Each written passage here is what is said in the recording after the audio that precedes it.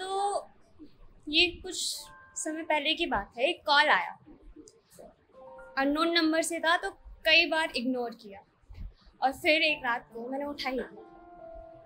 Hello, कौन? 2-3 second तक कोई आंसर नहीं आया। मैंने बोला बात नहीं करनी तो फोन काट दो ना, क्यों परेशान कर रहे हो इतनी रात को? कहता कि हिम्मत नहीं हो रही है तुझसे बात करने की, हिम्मत नहीं हो रही है बात करने की। मैं बता दूं आपको, ये वही शख्स था जिसने मुझे एक कमरे में बंद कर रखा था।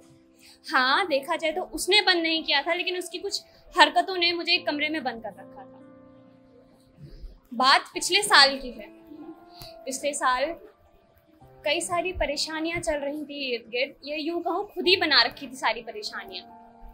जो निकलना चाहा तो कोई हाथ दिखा नहीं जो संभाल सके मुझे, जो बाहर निकलना चाहा तो कोई हाथ दिखा नहीं जो मुझे संभाल सके। बस एक अंधेरे कमरे में पूरी रात रोते रोते गुजरती और पूरा दिन सोते सोते। माँ बहन सब लोग परेशान हो गए थे कि आखिर इस चुलबुली सी लड़की को हुआ क्या है। अब उनको कौन समझाए, कुछ है जो अंदर ही अंदर से मुझे कुछ खाता जा रहा है। कुछ वक्त गुजरा और यूं ही फोन में एक नोटिफिकेशन आया। वो नोटिफिकेशन उसी शख्स का था। कुछ कहना था, चाहता था मुझसे, वो पुरानी गलतियां भुलाकर नया रिश्ता बनाना चाहता था। लेकिन इस बार मैंने मन बना लिया था कि अब नहीं। जो कमरा मैंने छोड़ने की कोशिश कर रही हूँ, उस कमरे में मुझे वापस नहीं जाना है। सारे रिश्ते तोड़े और एक सुकून की नींद के साथ सवेरा हुआ। सवेरा हुआ तो सोचा कुछ सफाई की, माँ भी खुश हो जाएंगी इसी बहाने। सफाई करते करते सोचा मन नहीं लग रहा, क्या करूं। फोन उठाया, म्यूजिक चलाया। म्यूजिक चलाते चलाते एक अचानक से एक रैंडम सॉन्ग, मैजिक शॉप।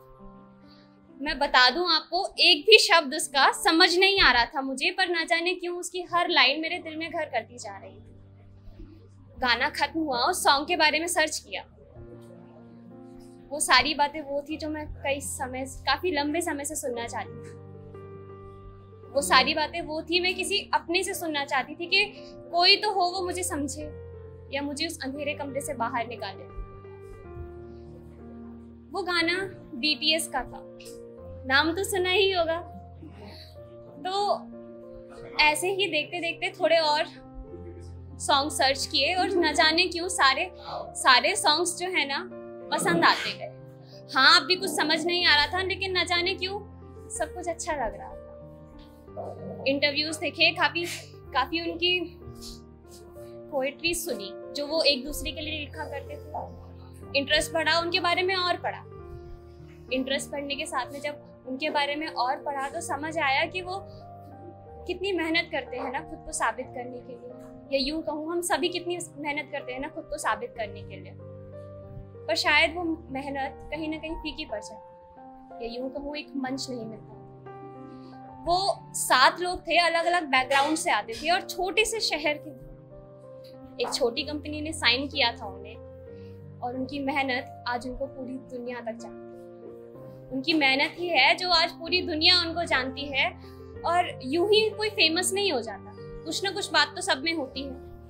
वो बात उनकी ये थी कि वो लोगों की परेशानियां समझ सकते थे। हालांकि वो अपने भाषा के थ्रू समझा नहीं सकते थे किसी को, लेकिन वो जो भी कहते थे ना सब सीधा दिल पे आ लगता।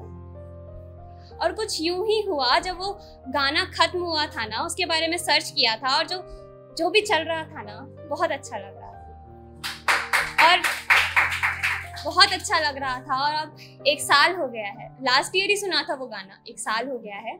और इत्तेफाक से आज आर्मी डे भी है। आर्मी में बता दूं वो अपने फैंडम को बोलते हैं, फैंडम और BTS आर्मी और फैंडम एक अनोखा ही रिश्ता है, एक ऐसा रिश्ता जो टूट नहीं सकता।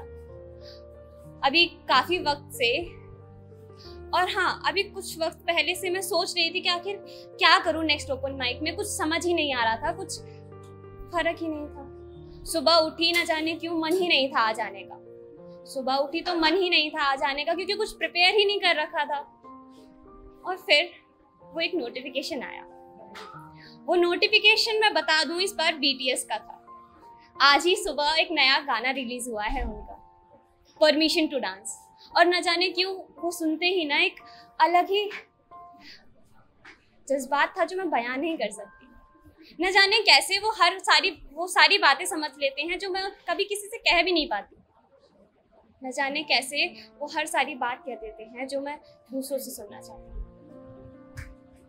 Thank you.